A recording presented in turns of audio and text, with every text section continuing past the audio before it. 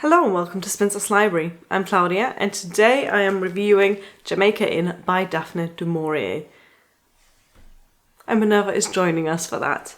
I've just finished reading this book. This is a classic historical novel. It was published in 1936, but it's set in the early 19th century. Before that, I had read Rebecca by Daphne du Maurier, which I haven't done a review video about, but I have done a sort of live reaction reading vlog, which I'll link in the description box if you want to check that out. I normally try and do my reviews completely spoiler free. For this one, I have a few things to say about some plot developments that happen at the end of the book. So I am going to do the majority of this review spoiler free, but then at some point I will give you a spoiler warning. And if you haven't read the book and you don't want to be spoiled, you can then switch the video off at that point. But until then, it is going to be spoiler free. This historical novel is set in the dark and misty moors of Cornwall, and our protagonist is a young woman in her early 20s called Mary, who has lost her entire family. Her mother just passed away, and she moves from her farm on which she grew up on the south side of Cornwall to the inn that is kept by her aunt's husband on the north side, and that pub is called Jamaica Inn. When she arrives at Jamaica Inn, she finds out that the aunt, whom she remembered as a happy, cheerful woman, is essentially broken by this abusive, horrible marriage that she's in to the landlord of Jamaica Inn. And the landlord himself, a man named Jos Merlin, is clearly a horrible, horrible man. Mary can tell that from the way that he treats his wife and how he treats her. But on top of having to move in with this clearly horrible, abusive man, there is also another dark secret that her aunt and uncle are keeping that she is not aware of. So as she tries to adjust to her new life in Jamaica Inn, she tries to figure out what this dark, horrible secret is. There are several clues that we get throughout the beginning of the book. Men coming into the pub at night, a locked room in the basement, the suspicious fact that no one ever drinks at the pub, except very occasionally when it's suddenly very full of shady characters on a Saturday night. So what's going on there? That is the main mystery that drives the beginning of the book, the first half of the book, until she finds out later on, and then the story takes a different turn. If you are familiar with Rebecca by Daphne du Maurier, you might expect the sort of dark, gloomy, foreshadowing nature of the book, and it is so atmospheric. That's really the thing that drew me into this narrative.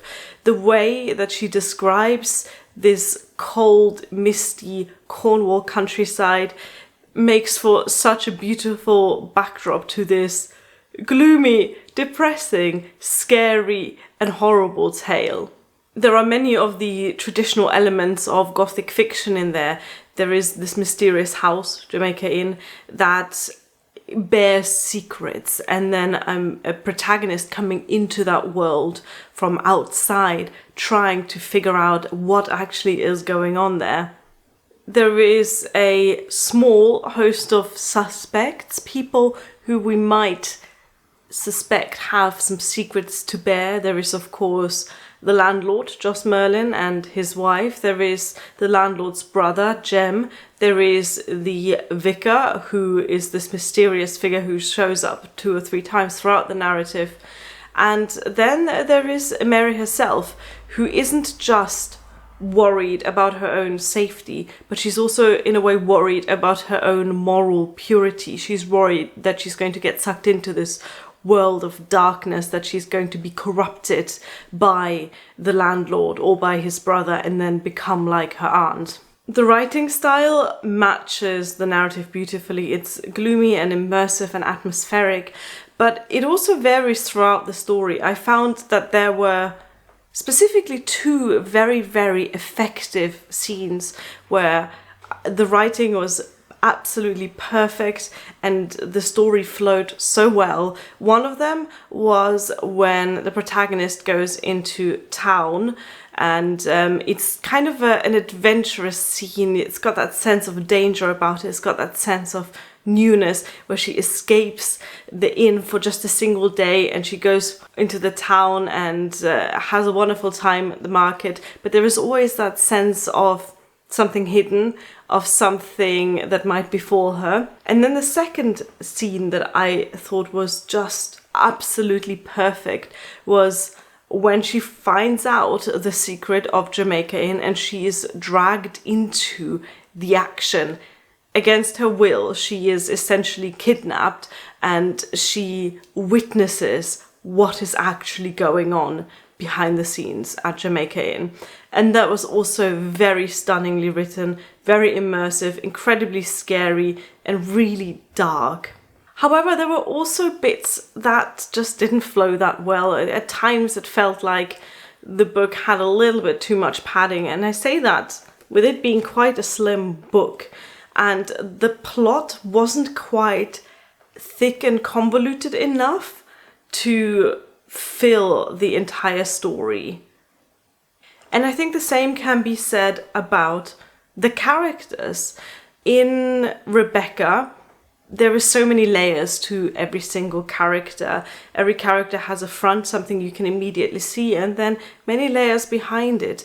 And their personalities are complex and misleading. However, in this book, in Jamaica Inn, I felt like the characters were a little too flat. They weren't entirely two-dimensional, but there wasn't as much to them as I had expected, especially with characters like the aunt and uncle. I kept expecting there to be more. I kept expecting a twist. I kept expecting deeper aspects to them, and yet they pretty much turned out to be exactly as you expected from the beginning of the book. And that was a little bit disappointing. There is one major twist in the story that unfortunately I saw coming from very early on. And I don't say that to brag, I say that to, in fact, do the opposite and tell you that I am usually the last person to pick up on a twist. I am not great at guessing the whodunit. I am not very good at figuring out the secrets in books. I'm just not that attentive as a reader, and I am just not that smart at putting together these clues. So the fact that I figured out the major plot twist at the end, it doesn't speak to the sneakiness of the author. And again, I'm comparing it to Rebecca because that's the only other Daphne du Maurier book that I've read.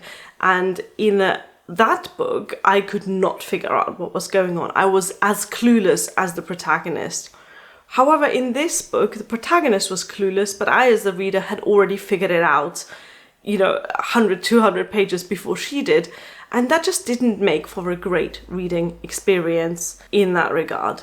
So overall, I enjoyed the book. I enjoyed the atmospheric writing. I enjoyed the setting very much. I need more books that are set in Regency Cornwall.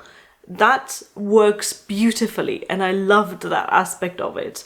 I enjoyed the hints of romance that we get in the book, although I wasn't quite happy with how that particular aspect turned out in the end. And I enjoyed the characters, though I wish they had had a little bit more depth to them. I enjoyed reading about the dark secret of Jamaica Inn, but I wish that suspense had been kept until a little bit later in the novel. So it's a very mixed bag, but overall I did like the book, and it is a typical 3-star read for me, which means that I liked it, I enjoyed it, but I probably won't reread it. That's where I'm at with this book. However, I'm very keen to explore more of Daphne du Maurier's writing. I think I have at least one other of her books on my TBR. I expect I'll dig that out of my TBR when the next autumn comes around, because this, just like Rebecca, is the perfect read for the late autumn and early winter. In fact, the first line is, "It was a cold grey day in late November," and that is exactly when I recommend you read Jamaica Inn. on a cold grey day in late November. That's also, by the way, when I started this. It did take me a while to finish. So this was the spoiler-free section. So if you haven't read this book and you don't want to be spoiled, then turn the video off now. It's okay, you have permission. But if you have read the book and you want to hear my thoughts on the various twists and secrets, this is where I'm going to talk spoilers. You have been warned.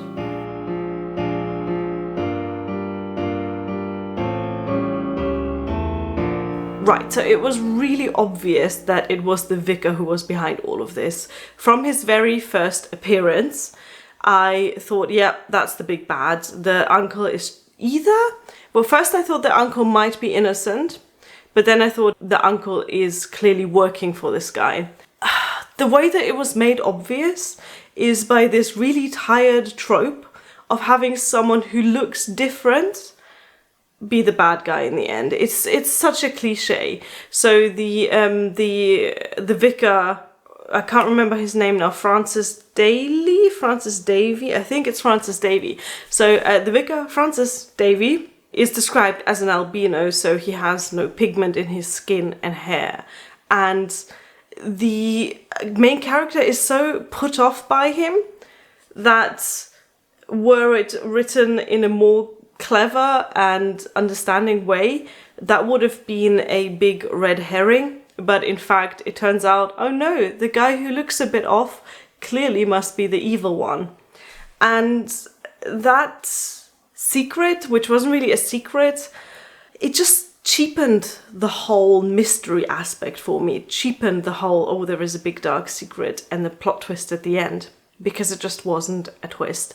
And I couldn't enjoy the character of the vicar to the full extent because of it. I think there was some really great potential to make him such a scary, twisted, evil person. I mean, the idea that someone who is running like a serial murder operation is a vicar of the Church of England on the side. I mean, that's beautiful. I like the trope of the evil vicar. There's something very attractive to the idea, and obviously it plays really well into that gothic fiction archetype, but it could have been done much better. The actual serial murder operation, which is the wrecking of ships, that was something I did not see coming. That was something that really did take me by surprise. I was not aware that that is an actual crime that presumably happened in history. And therefore, that plot twist was really well done. I was as shocked as Mary when I read that these people go and deliberately wreck ships and watch people drown so they can steal their possessions. I thought that was really, really beautifully done. Obviously, the first thing you think of when you read of Mary's experiences in the pub is that there's got to be some sort of smuggling ring going on. And then at some point I thought maybe it was human trafficking, people smuggling, things like that. But I did not expect the shipwrecking. So that was a twist as dark and twisted as I expect from Daphne du Maurier. And finally, the romance aspect. I could take it or leave it. I feel like that about a lot of romance subplots in novels. I thought Jem was a fun character, your stereotypical bad boy who's just irresistible. I get that, that was cool. And I liked the little fling that she had with him. I thought, she was clearly letting out her adventurous side. And I think at some point in the novel, Mary was so worn down by these circumstances she found herself in that she just needed a bit of danger, I guess, to keep her on her toes. And I thought that was fine. I didn't like that she actually went with him in the end. I thought it would have been really beautiful to have said, okay, this was it, we had our adventure. You go off to the north, I go off to the south, this was it. Because the fact that she went with him in the end didn't feel like a happy ending. It didn't feel like a satisfying ending. And I didn't like it. However, that was literally the very last page of the book, so that didn't really influence my overall experience of the book too much. So I've told you now what I thought about the secrets and twists in the book, and I hope that explains a little bit more why I ended up with the 3-star rating. But like I said, I still very much enjoyed this book, and I cannot wait to give more of Daphne du Maurier's novels a try. So let me know in the comments, what did you make of Jamaica Inn? And which of her novels do you recommend for me to read next? Thank you for watching. Bye!